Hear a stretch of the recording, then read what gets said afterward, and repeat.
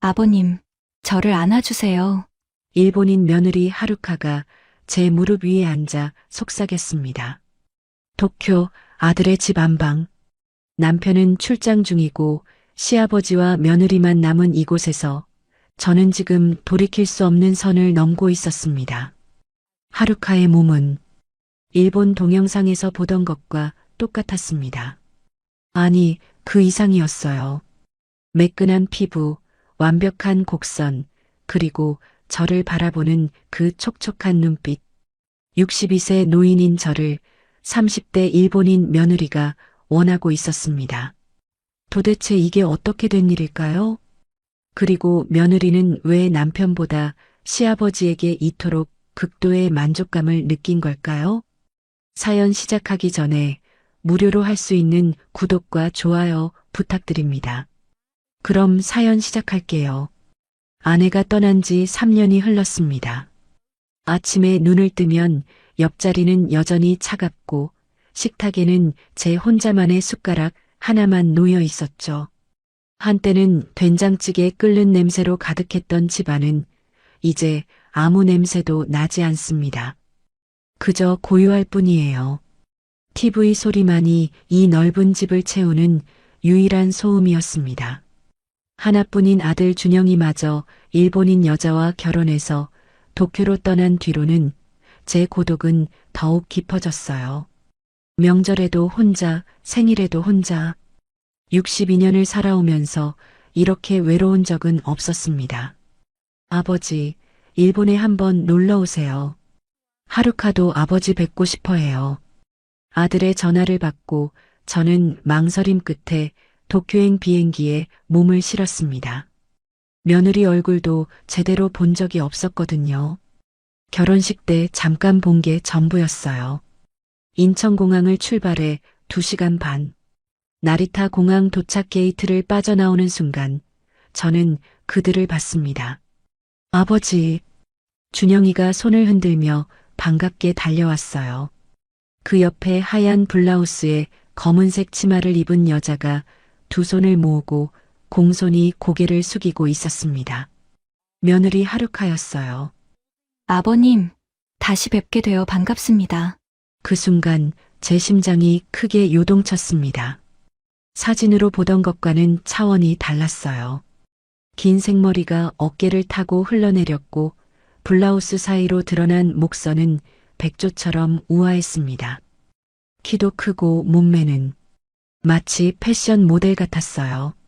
하지만 무엇보다 제 시선을 사로잡은 건 그녀의 눈빛이었습니다. 촉촉하고 깊은 뭔가 사람을 빨아들일 것 같은 그런 눈이었죠. 아버님, 먼 길 오시느라 고생 많으셨어요. 그녀는 유창한 한국말로 인사를 건넸습니다. 목소리마저 부드러웠어요. 아버지, 제가 캐리어 들게요. 준영이가 제 짐을 받아들었고 우리는 함께 주차장으로 향했습니다. 아들과 며느리 사이를 걸으면서도 저는 자꾸만 옆에 선 하루카를 의식하게 됐어요. 그녀의 향수 냄새가 은은하게 코끝을 스쳤습니다. 이건 며느리야. 아들의 아내라고. 정신 차려, 김영호. 스스로를 타이르며 차에 올랐습니다. 준영이가 운전석에, 하루카가 조수석에, 저는 뒷좌석에 앉았어요. 차 안에서 아들은 회사 이야기를, 며느리는 일본 생활 이야기를 들려줬습니다. 저는 대답은 했지만 사실 백미러 너머로 보이는 하루카의 옆 얼굴과 그녀가 말할 때마다 움직이는 붉은 입술에 자꾸만 시선이 갔습니다. 도쿄 시내의 아파트에 도착했을 때는 이미 저녁 7시가 넘어 있었어요. 아버지, 씻고 나오세요. 하루카가 저녁 준비해뒀어요. 준영이가 제 방으로 안내해줬습니다. 깔끔하게 정돈된 객실이었어요. 간단히 씻고 나오니 식탁에는 한식으로 차려진 저녁상이 놓여 있었습니다. 된장찌개, 불고기, 깍두기까지 3년 만에 처음 보는 제대로 된 밥상이었어요. 아버지, 어때요? 하루카가 일주일 전부터 준비했어요. 이렇게까지 준비하느라 힘들었겠구나. 아니에요, 아버님. 오신다고 해서 한국 식재료 전부 준비했어요. 셋이 둘러앉아 저녁을 먹었습니다. 준영이는 회사 이야기로, 저는 한국 소식으로 대화를 이어갔어요. 하루카는 중간중간 제 반찬 그릇을 채워주고 물을 따라주며 조용히 시중을 들었습니다. 그런데 이상했어요. 준영이와 하루카 사이에서 부부다운 대화나 스킨십이 전혀 보이지 않았습니다. 마치 같은 공간에 있지만 따로 사는 것 같은 느낌이었죠. 식사를 마치고 거실로 자리를 옮겼습니다. 준영이는 소파에 앉자마자 노트북을 펼쳐 일을 시작했어요. 여보, 아버님이랑 좀 이야기 나눠요. 미안해요, 하루카. 내일까지 마감인 보고서가 있어서. 아버지, 죄송해요. 아들은 업무에 빠져들었고 저와 하루카만 어색하게 남았습니다. 며느리는 조용히 부엌으로 들어가더니 잠시 후 김이 모락모락 나는 대야를 들고 나왔습니다. 바로 그때 하루카가 제 앞에 무릎을 꿇었습니다. 아버님, 오늘 오시느라 피곤하시죠? 제가 조격해드릴게요. 아니, 그럴 필요 없어. 말을 잇지 못했습니다. 그녀가 이미 제 발을 향해 손을 뻗고 있었거든요. 아버님, 한국에 자주 찾아뵙지도 못하잖아요. 이것 정도는 해드려야죠. 그녀의 가느다란 손가락이 제 양말에 닿았습니다. 천천히 조심스럽게 양말을 벗겨냈어요. 차가운 공기가 발등을 스쳤습니다. 이건 며느리야. 정신 차려. 머릿속으로는 그렇게 외쳤지만 몸은 움직이지 않았어요. 아니, 움직일 수가 없었습니다. 하루카가 제 발을 따뜻한 물에 담갔습니다. 그 순간 온몸에 전율이 흘렀습니다. 물의 온기가 발바닥을 타고 온몸으로 퍼져나갔어요. 3년 동안 누군가의 손길을 받지 못했던 제 몸이 이 작은 접촉에 과도하게 반응하고 있었습니다. 며느리의 손이 제 발등을 쓰다듬었습니다. 부드럽고 따뜻했어요. 엄지손가락으로 발가락 사이사이를 문질렀고 손바닥으로 발바닥을 눌렀습니다. 간질거리면서도 묘하게 기분 좋은 압력이었어요. 저도 모르게 눈을 감았습니다. 감각이 더 선명해졌어요. 물소리, 그녀의 숨소리, 손가락이 피부 위를 미끄러지는 느낌까지. 나는 지금 무슨 생각을 하는 거야? 눈을 떴습니다. 그리고 저는 그만 숨을 멈췄어요. 고개를 숙이고 제 발을 씻기는 며느리의 모습이 눈에 들어왔습니다. 길게 늘어진 생머리가 어깨를 타고 흘러내렸고 블라우스 목 언저리가 헐렁하게 벌어져 있었어요. 안쪽이 보였습니다. 하얀 피부, 쇄골의 곡선, 그리고 그 아래로 깊게 파인 가슴골까지. 시선을 돌려야 했지만 눈이 그곳에 고정되어 버렸어요. 하루카가 몸을 더 숙여 제 발목을 씻었습니다. 블라우스가 더욱 벌어졌고 가슴골이 더 선명하게 드러났습니다. 심장이 미친 듯이 뛰었습니다. 귀에서 쿵쾅거리는 소리가 들릴 정도였어요. 이건 아들의 아내야. 며느리라고. 왜 이러는 거야, 김영호. 하지만 제 몸은 정직했습니다. 3년간 억눌렸던 욕망이 한꺼번에 터져 나오는 것 같았어요. 아내가 떠난 후 단 한 번도 여자의 살결을 느껴보지 못했던 제 몸이 이 작은 접촉에 폭발적으로 반응하고 있었습니다. 불과 3미터 옆에는 준영이가 있었습니다. 노트북 화면만 뚫어지게 보며 타자를 치고 있었어요. 자기 아내가 아버지의 발을 씻겨주는 이 장면에 단 한 번도 눈길을 주지 않았습니다. 아들이 보고 있어. 정신 차려야 해. 하지만 오히려 그 사실이 더 자극적이었어요. 아들 앞에서 며느리의 손길을 받고 있다는 금기된 상황이 제 이성을 더욱 무너뜨렸습니다. 하루카의 손이 제 종아리를 타고 올라왔습니다. 천천히 부드럽게 물기가 피부 위를 흘러내렸고 그녀의 손가락이 근육을 주무르듯 눌렀어요. 아버님, 많이 뭉쳐 계시네요. 여기 좀 풀어드릴게요. 그녀의 목소리가 낮고 부드러웠습니다. 마치 속삭이는 것 같았어요. 저는 대답할 수가 없었습니다. 목구멍이 바짝 말랐고 숨쉬기조차 힘들었어요. 하루카가 고개를 들어 저를 올려다봤습니다. 그 순간 제 심장이 멎는 줄 알았습니다. 그녀의 눈빛, 촉촉하고 깊었어요. 단순히 시아버지를 대하는 눈빛이 아니었습니다. 뭔가 다른 감정이 어려 있었어요. 유혹? 아니면 외로움? 혹은 제 착각? 아버님, 시원하세요? 그녀가 물었습니다. 하지만 그 질문이 단순히 족욕에 대한 것만은 아닌 것 같았어요. 응, 고마워. 겨우 목소리를 짜냈습니다. 떨리는 목소리였어요. 하루카는 미소를 지었습니다. 그리고 다시 고개를 숙여 제 발을 정성스럽게 닦기 시작했어요. 10분이 마치 10시간처럼 느껴졌습니다. 족욕이 끝나고 그녀가 부드러운 수건으로 제 발을 하나하나 닦아줬습니다. 발가락 사이사이까지 꼼꼼하게요. 그 촉감이, 그 온기가 제 온몸을 타고 흘렀습니다. 저는 제 몸의 변화를 느꼈습니다. 3년 만에 처음 느끼는 감각이었어요. 부끄러웠지만 동시에 제어할 수 없었습니다. 하체에 피가 몰리는 게 느껴졌고 바지가 조여왔어요. 안 돼. 이러면 안 되는데. 아버님, 편히 쉬세요. 내일은 제가 도쿄 구경시켜드릴게요. 하루카가 미소를 지으며 일어났습니다. 저는 황급히 소파 쿠션을 무릎 위에 올려놓았어요. 고개를 숙이고 그녀와 눈을 마주치지 않으려 애썼습니다. 하루카는 대야를 들고 부엌으로 향했습니다. 그녀의 뒷모습을 보지 않으려 애썼어요. 저는 주먹을 꽉 쥐었습니다. 손톱이 손바닥에 파고들 정도로요.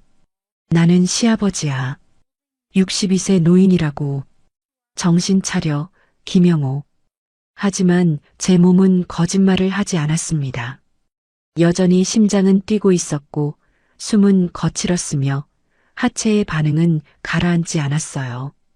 단 10분간의 족욕이 제 3년간의 이성을 완전히 무너뜨려 버렸습니다. 여보, 나도 이제 그만할게요. 준영이가 노트북을 덮으며 하루카에게 말했습니다. 응, 먼저 들어가요. 나는 설거지만 하고요. 그래요, 아버지 편히 주무세요. 아들이 먼저 안방으로 들어갔습니다. 하루카는 부엌에서 설거지를 시작했고 저는 어색하게 객실로 향했어요. 객실로 들어와 침대에 누웠지만 잠이 올 리가 없었습니다. 머릿속에는 온통 며느리 하루카의 모습뿐이었어요. 그녀의 눈빛, 목소리, 몸의 곡선, 그리고 제 발을 씻기던 그 손길까지 벽 너머로 준영이와 하루카의 목소리가 들렸습니다. 대화 내용은 들리지 않았지만 톤이 차가웠어요. 무슨 다툼이라도 있는 걸까요? 나는 단지 외로운 노인일 뿐이야. 그냥 오래 여자를 못 본 거라고. 스스로를 타이르려 했지만 가슴속 깊은 곳에서는 뭔가 금지된 감정이 싹트고 있었습니다. 1시간쯤 지났을까요? 그때 노크 소리가 들렸습니다. 아버지, 주무세요? 준영이었습니다. 응, 앉았어. 들어와. 아들이 문을 열고 들어왔습니다. 피곤하고 어두운 얼굴이었어요. 아버지, 정말 죄송한데요. 지금 당장 오사카로 출발해야 할 것 같아요. 회사에서 방금 연락이 왔어요. 지금 이 밤중에? 네. 거래처 공장에 큰 사고가 났대요. 새벽 첫 차 타고 가야 해요. 최소 사흘은 걸릴 것 같아요. 정말 미안해요.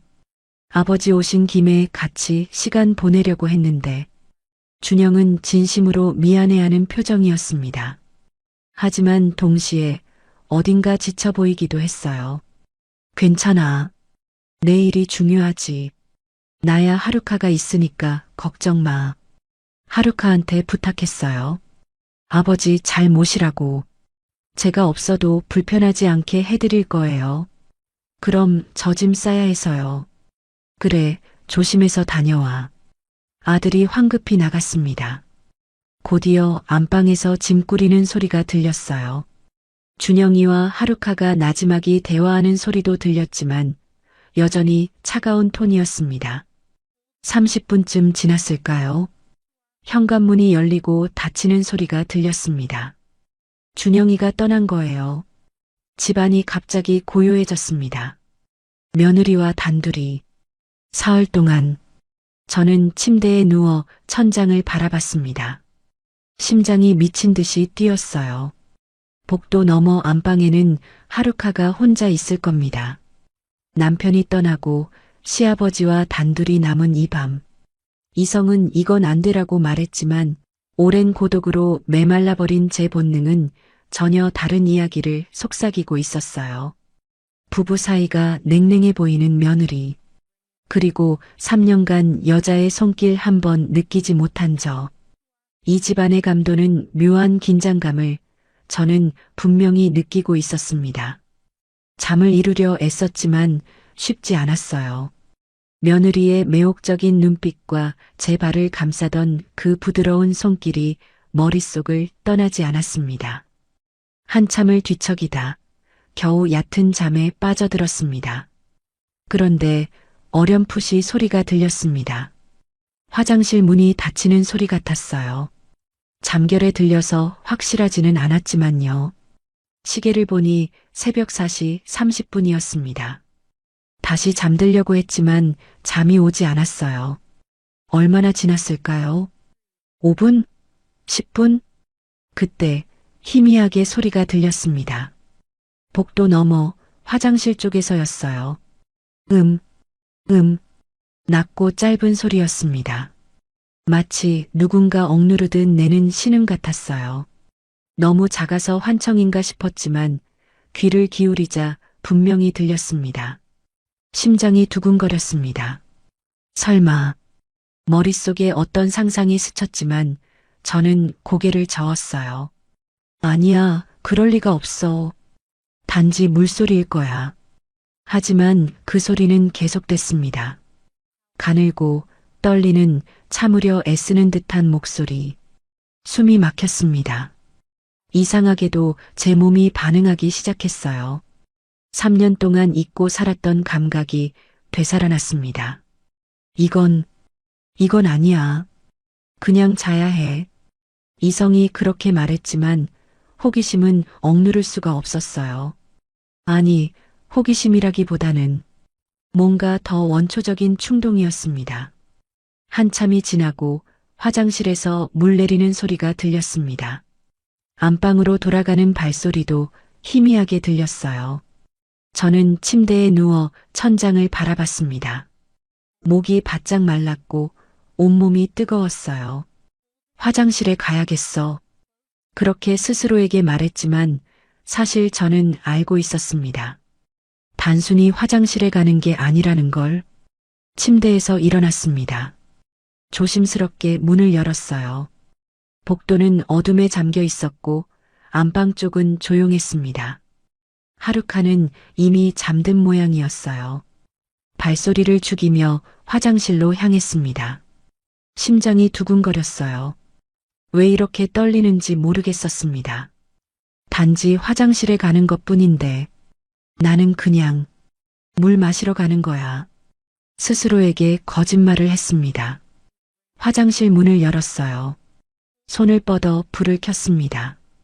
그 순간 형광등 불빛이 화장실을 환하게 밝혔습니다.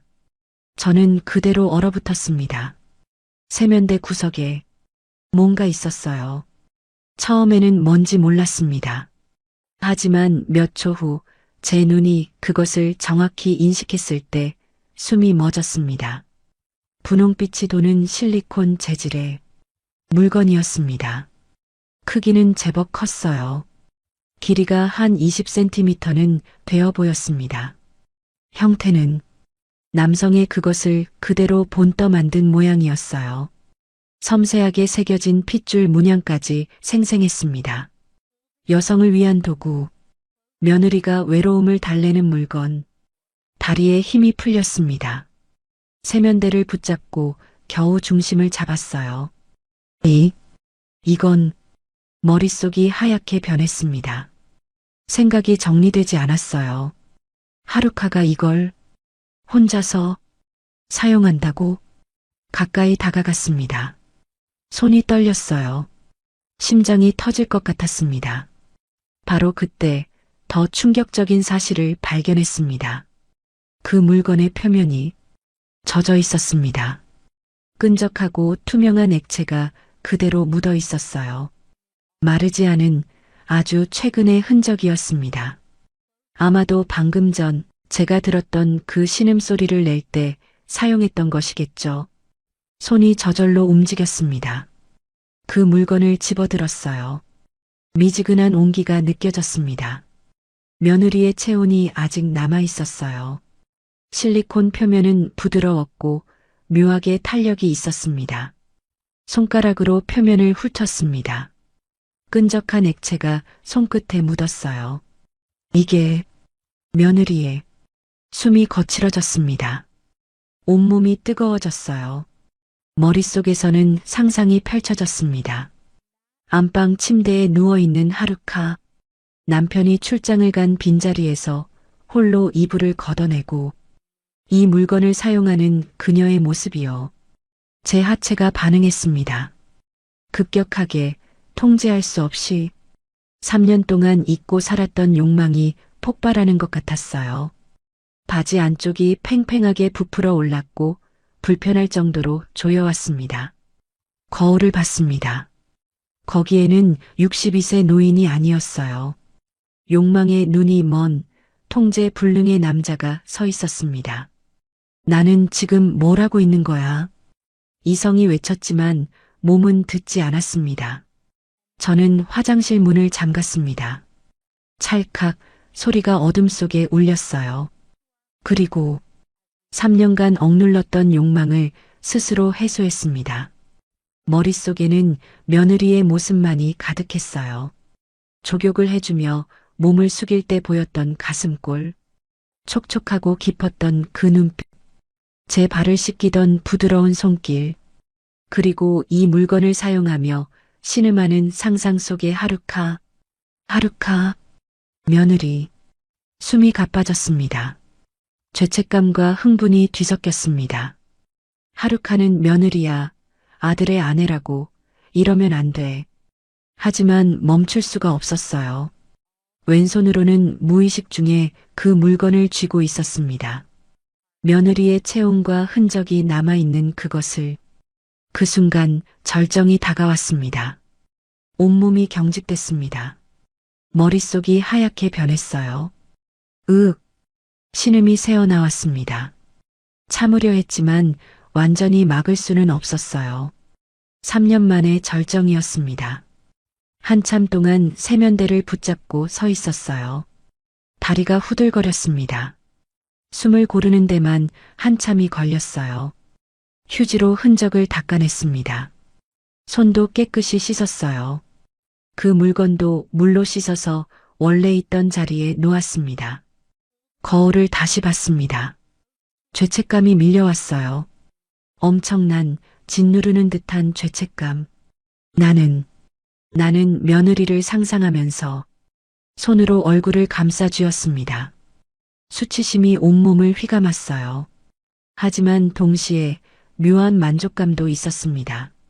3년간 억눌렸던 뭔가가 분출된 후에 허탈하면서도 개운한 느낌. 그리고 더 큰 문제는 이걸 며느리가 안다면? 상상만으로도 끔찍했습니다.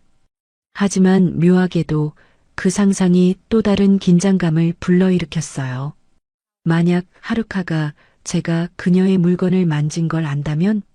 제가 그녀를 상상하며 금기를 범한 걸 안다면? 안 돼. 절대로 들키면 안 돼. 불을 끄고 화장실 문을 열었습니다. 복도는 여전히 어두웠고 고요했어요. 안방에서는 아무 소리도 들리지 않았습니다. 저는 발소리를 죽이며 제 방으로 돌아왔습니다. 침대에 누웠어요. 온몸에서 땀이 흘렀습니다. 심장은 아직도 빠르게 뛰고 있었어요. 천장을 바라보며 생각했습니다. 나는 선을 넘었어. 돌이킬 수 없는 선을. 며느리의 은밀한 물건을 만졌고 그녀를 상상하며 욕망을 분출했습니다. 시아버지로서, 아니 인간으로서 해서는 안 될 짓을 했어요. 하지만 후회보다는 묘한 기대감이 더 컸습니다. 앞으로 사흘, 며느리와 단둘이 이 위험한 비밀을 간직한 채 저는 하루카와 어떻게 마주해야 할까요? 잠이 오지 않았습니다. 아침 햇살이 커튼 사이로 스며들 때까지 저는 깨어 있었습니다. 며느리의 얼굴을, 그 눈빛을, 그 손길을 떠올리며 아침 햇살이 커튼 사이로 스며들었습니다. 시계를 보니 오전 9시. 평소보다 한참 늦게 일어난 거예요. 어젯밤 거의 잠을 못 잤으니 당연했습니다. 침대에서 일어나 세면을 하려는데 거울 속 제 얼굴이 보였어요. 눈가에 다크서클이 짙게 깔렸고 얼굴은 창백했습니다. 며느리를 어떻게 마주하지? 새벽에 있었던 일이 떠올랐어요. 화장실에서 발견한 그 물건, 며느리를 상상하며 저지른 일들. 수치심이 다시 밀려왔습니다. 옷을 갈아입고 방문을 열었어요. 복도를 지나 거실로 나가는데 부엌에서 소리가 들렸습니다. 아버님, 주무셨어요? 하루카의 목소리였습니다. 심장이 철렁했어요. 다리가 굳어버렸습니다. 응, 잘 잤어. 겨우 대답을 했지만 목소리가 떨렸어요. 거실로 나가자 식탁에는 아침 식사가 차려져 있었습니다. 된장국, 계란말이, 김치. 정성스러운 한식 상차림이었어요. 하루카가 앞치마를 두른 채 미소를 지으며 다가왔습니다. 아버님, 어제 많이 피곤하셨나 봐요. 늦게까지 주무셨네요. 응, 비행기 타느라 피곤했나 봐. 저는 그녀와 눈을 마주칠 수가 없었습니다. 자꾸만 시선을 피했어요. 앉으세요. 따뜻할 때 드셔야죠. 식탁에 앉았습니다. 하루카가 제 건너편에 앉았어요. 밥을 떠서 입에 넣었지만 목으로 넘어가지 않았습니다. 머릿속에서는 새벽의 기억이 계속 재생됐어요. 며느리의 물건을 만졌던 그 손으로 지금 수저를 들고 있다는 사실이 저를 괴롭혔습니다. 아버님, 입맛이 없으세요? 제 요리가 입에 안 맞으시나? 아니야, 맛있어. 그냥 아직 덜 깬 것 같아. 고개를 숙이고 밥만 먹었습니다. 그때 하루카가 나지막이 말했습니다. 아버님, 혹시 새벽에 화장실 다녀오셨어요? 숨이 멎었습니다. 수저를 쥔 손이 떨렸어요. 심장이 미친 듯이 뛰기 시작했습니다. 왜? 아니요, 그냥 새벽에 화장실 쪽에서 소리가 나서요. 목구멍이 바짝 말랐습니다. 침을 삼켰어요. 아, 응. 물 마시러 갔었어. 거짓말이었습니다. 하지만 어쩔 수 없었어요. 하루카는 잠시 저를 바라봤습니다. 그 눈빛이 뭔가 알고 있는 것 같았어요. 그러셨구나. 그녀가 작은 미소를 지었습니다. 하지만 그 미소가 단순한 미소가 아닌 것 같았어요. 식사를 마치고 거실 소파에 앉았습니다. TV를 켰지만 내용은 전혀 머릿속에 들어오지 않았어요. 하루카는 부엌에서 설거지를 하고 있었습니다. 물소리가 들렸어요. 들킨 걸까? 아니야, 설마. 그냥 소리만 들었을 뿐이야. 스스로를 안심시키려 했지만 불안감은 가시지 않았습니다. 설거지를 마친 하루카가 거실로 나왔습니다. 앞치마를 벗고 소파에 앉았어요. 제 옆에요. 너무 가까웠습니다. 그녀의 향수 냄새가 코끝을 스쳤어요. 아버님, 응? 오늘 도쿄 구경시켜드리려고 했는데 괜찮으세요? 아, 응. 괜찮아. 그런데 아버님 얼굴이 안 좋아 보이세요. 혹시 어디 불편하세요? 그녀가 제 얼굴을 들여다봤습니다. 너무 가까워서 숨소리가 들렸어요. 아니야, 괜찮아. 정말요? 새벽에 잠을 설치신 것 같은데. 바로 그때 하루카가 조심스럽게 물었습니다. 아버님, 혹시 화장실에서 그 물건 보셨어요? 심장이 멎었습니다. 온몸에 피가 얼어붙는 것 같았어요. 무슨 물건? 목소리가 떨렸습니다. 완전히 들통난 목소리였어요. 하루카는 잠시 침묵했습니다. 그리고 천천히 입을 열었어요. 세면대 위에 제가 쓰는 그런 물건이요. 얼굴이 화끈거렸습니다. 온몸에서 땀이 났어요. 대답할 수가 없었습니다. 침묵만이 흘렀어요. 하루카가 작게 한숨을 쉬었습니다. 보셨군요. 미안해. 나도 모르게. 아니에요. 그녀가 제 말을 끊었습니다. 괜찮아요, 아버님. 오히려 제가 미안해요. 제대로 치우지도 않고. 하루카의 목소리가 낮아졌습니다. 부끄럽지만 저도 외로워요, 아버님. 그 순간 공기가 변했습니다. 방금 전까지의 어색함이 사라지고 묘한 긴장감이 감돌기 시작했어요. 준영이는 요즘 저한테 관심이 없어요. 일에만 빠져 있고 집에 와도 노트북만 보죠. 그녀의 목소리에 외로움이 묻어났습니다. 결혼한 지 2년이 됐는데 부부 같지가 않아요. 그냥 같은 집에 사는 남남 같아요. 저는 아무 말도 할 수 없었습니다. 그래서 저 혼자서 위로를 찾을 수밖에 없었어요. 제 물건으로. 하루카가 제 눈을 똑바로 바라봤습니다. 아버님도 똑같으시잖아요. 3년 동안 혼자 사시면서 얼마나 외로우셨어요? 심장이 뛰었습니다. 그녀의 눈빛이 너무 깊었어요. 아버님 표정 보니까 알겠어요. 저랑 똑같이 외로우신 분이라는 걸. 하루카. 그녀가 조금 더 가까이 다가왔습니다. 일본에서는요. 외로움을 서로 위로해 주는 걸 당연하게 생각해요. 숨이 막혔습니다. 하루카의 손이 제 무릎 위에 올려졌습니다. 제가 아버님께 온전한 위로를 해드리고 싶어요. 안 돼. 이건 왜 안 돼요? 그녀의 목소리가 속삭임처럼 낮아졌습니다. 우린 둘 다 외로워요. 서로 필요로 하고 있잖아요. 바로 그 순간 하루카가 제 무릎 위에 앉았습니다. 충격이었습니다. 너무 갑작스러워서 반응할 수가 없었어요. 그녀의 체온이 느껴졌습니다. 무게감이, 향기가, 모든 것이 생생하게 전해졌어요. 아버님. 하루카가 제 얼굴을 두 손으로 감쌌습니다. 제발 저를 봐주세요. 여자로서. 그녀의 눈빛이 촉촉했습니다. 진심이 담겨 있었어요. 하루카. 이건 정말. 준영이는 절 여자로 안 봐요.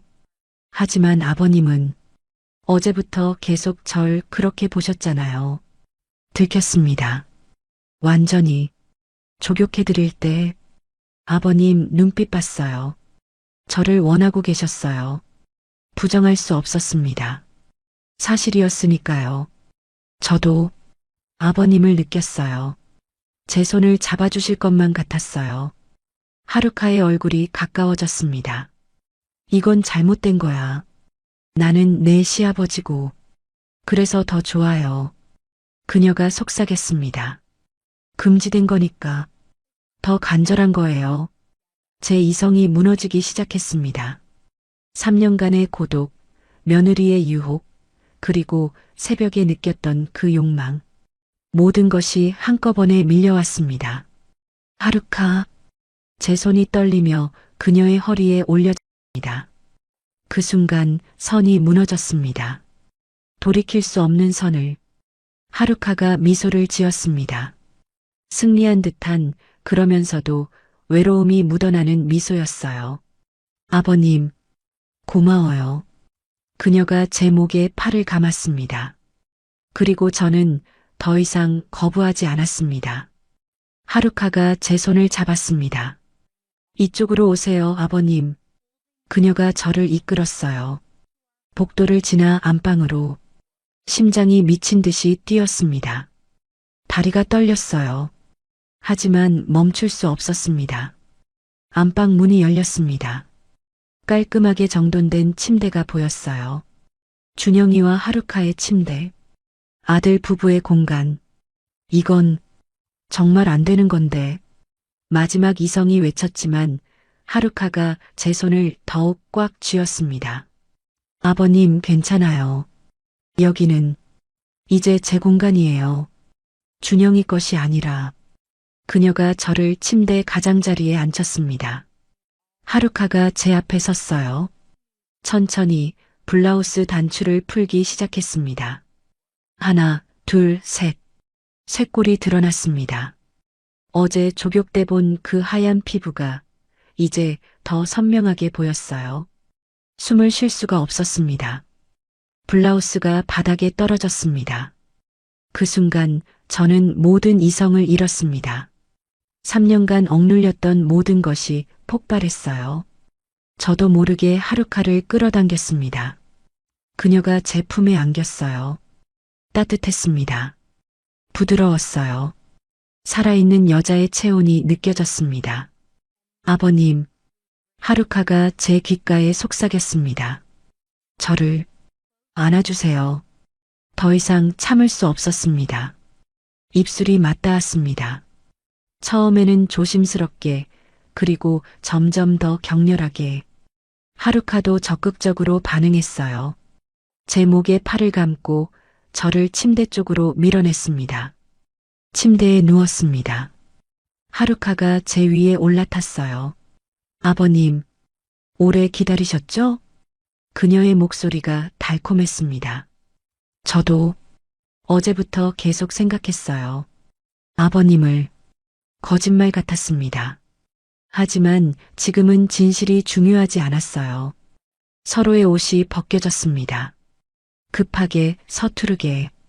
62세 노인의 몸이 부끄러웠지만 하루카는 개의치 않는 것 같았어요.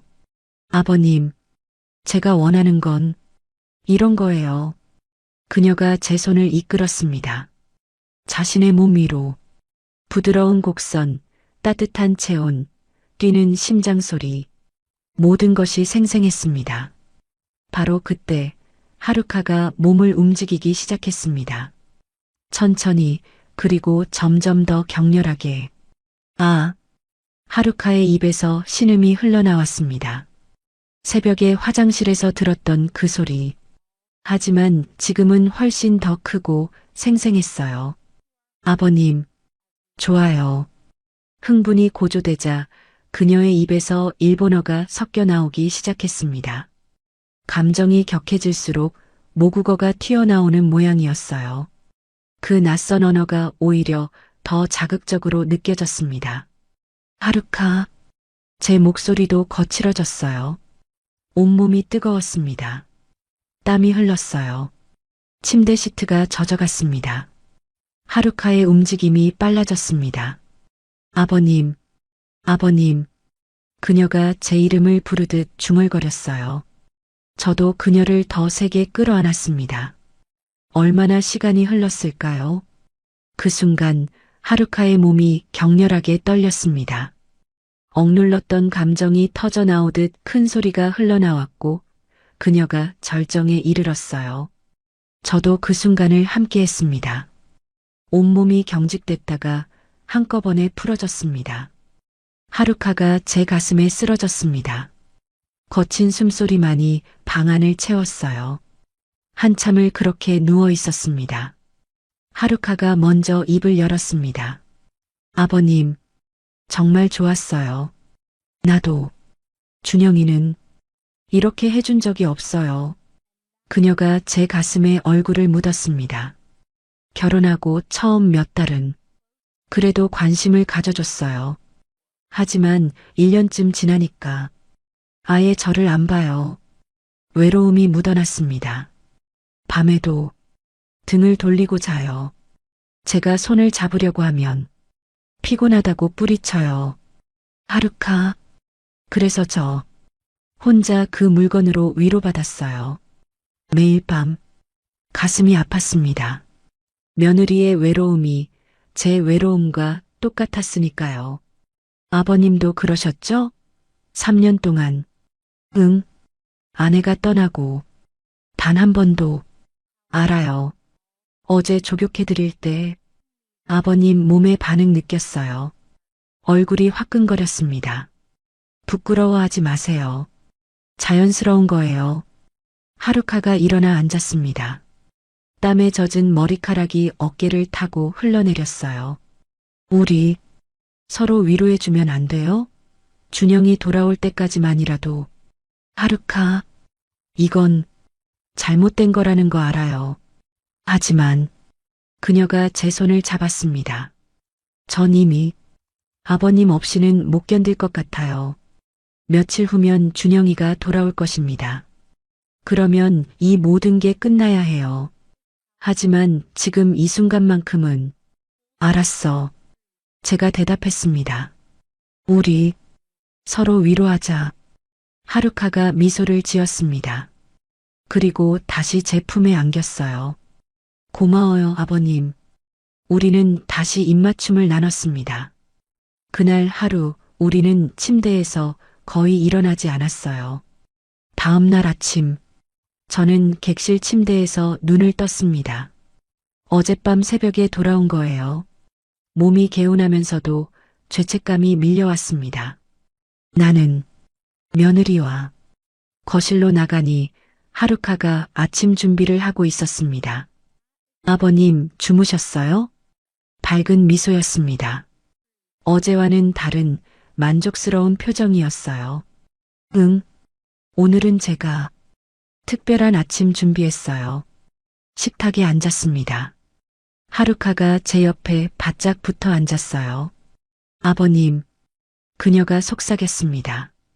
조금 있다가 다시 해도 될까요? 심장이 뛰었습니다. 하루카, 어제는 너무 좋았어요. 더 하고 싶어요. 그녀의 손이 테이블 아래로 내려와 제 무릎을 만졌습니다. 안방에서 다시 저는 고개를 끄덕였습니다.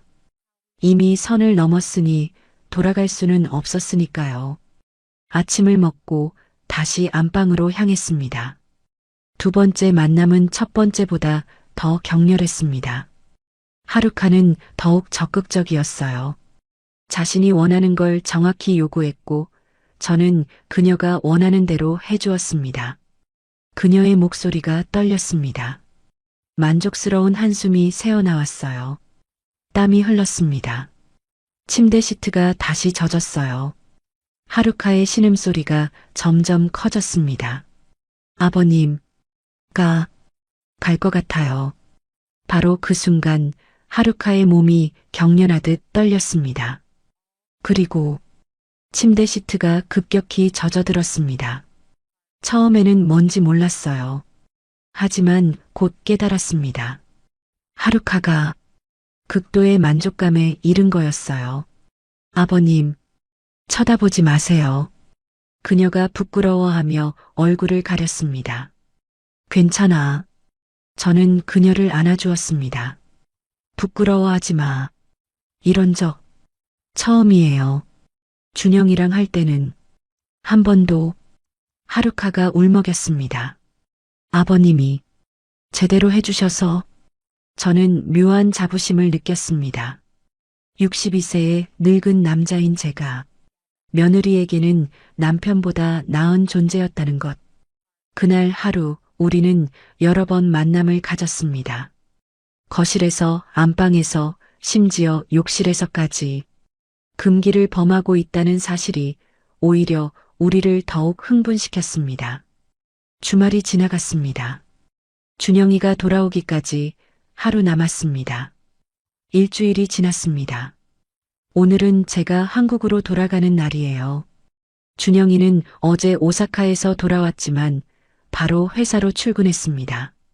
아침 일찍 나가서 저녁 늦게 들어오는 생활. 하루카와 마주칠 시간조차 없었어요. 그 덕분에 저와 하루카는 마지막 밤까지도 함께할 수 있었습니다. 아버님, 정말 가세요?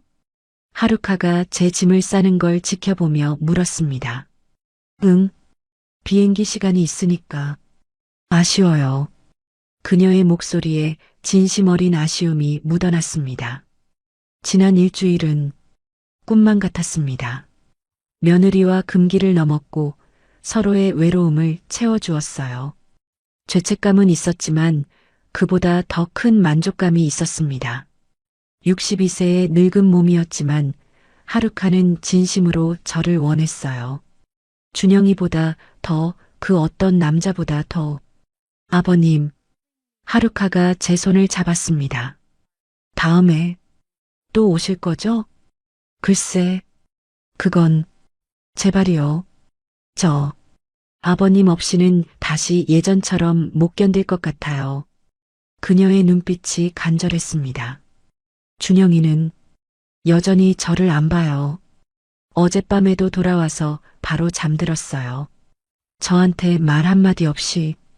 가슴이 아팠습니다. 하루카, 아버님이 계셨던 이 일주일이 제 인생에서 가장 행복했어요. 저도 그랬습니다. 3년간의 고독이 완전히 사라진 일주일이었으니까요. 다시 올게. 제가 대답했습니다. 하루카가 미소를 지었습니다. 아니면 제가 한국으로 찾아뵐게요, 아버님.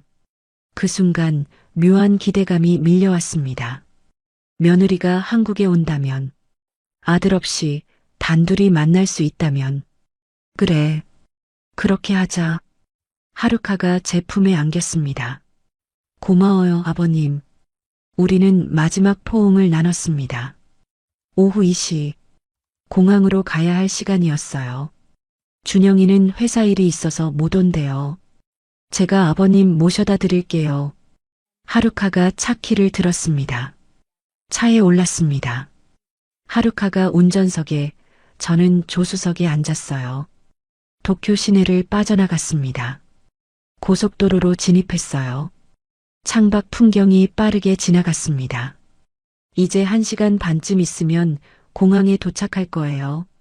그러면 모든 게 끝나는 겁니다.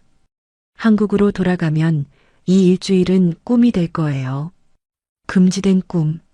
아버님. 하루카가 조용히 불렀습니다. 응? 저 지금 아버님이랑 마지막이라는 생각하니까 너무 아쉬워요. 나도 마찬가지야. 바로 그때 하루카가 갑자기 핸들을 꺾었습니다. 차가 고속도로 갓길로 빠져나갔어요. 하루카가 차를 세웠습니다. 한적한 갓길이었어요.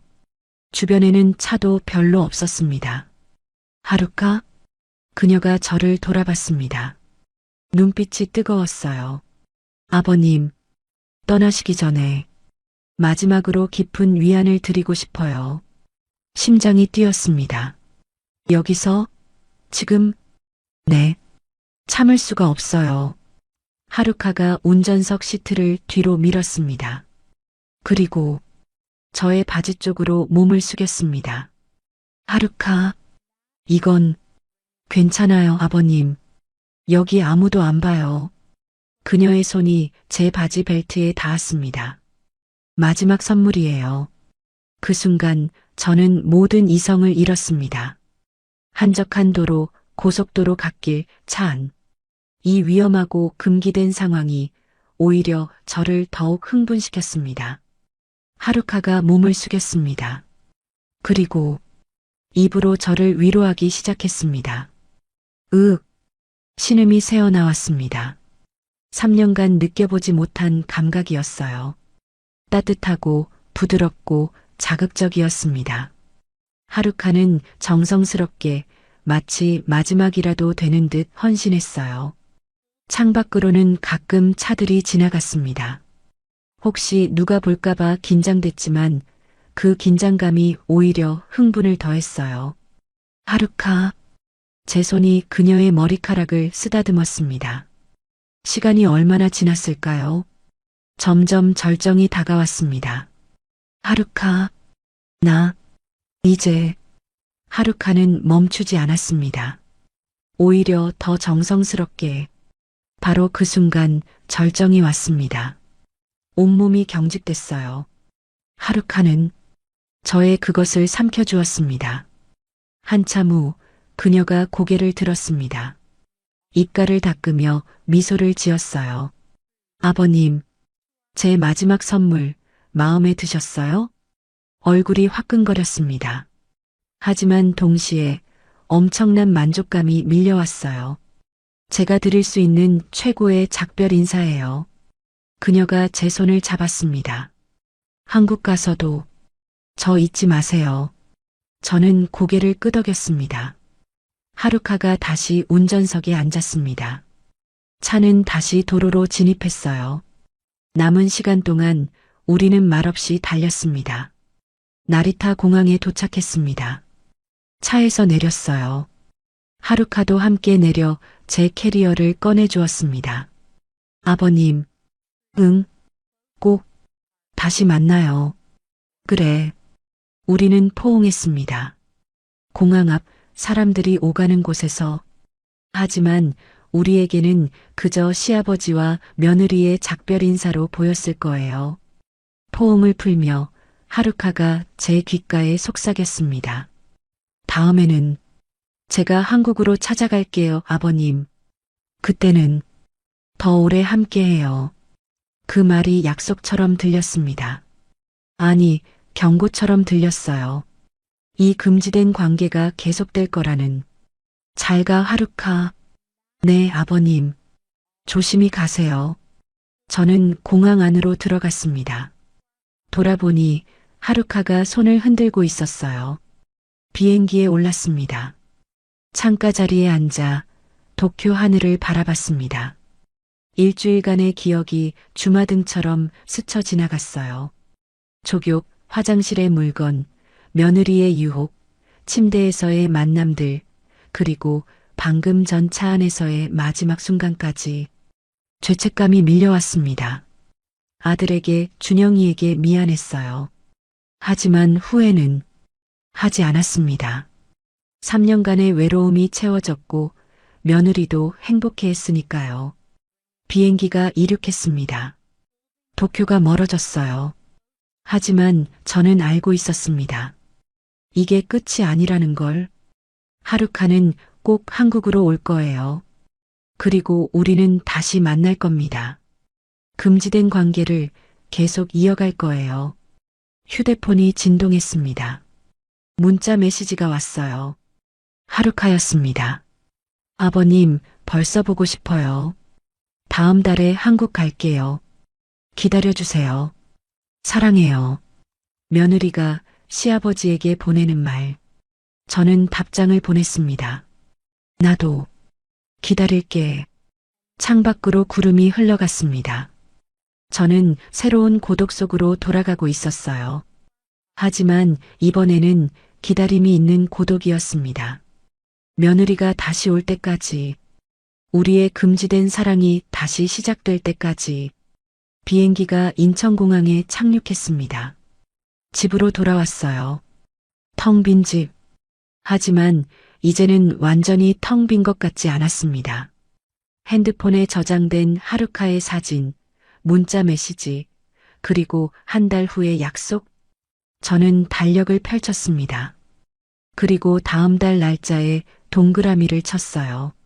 며느리가 오는 날, 다시 시작될 금기의 날. 여러분, 외로움은 사람을 변하게 합니다.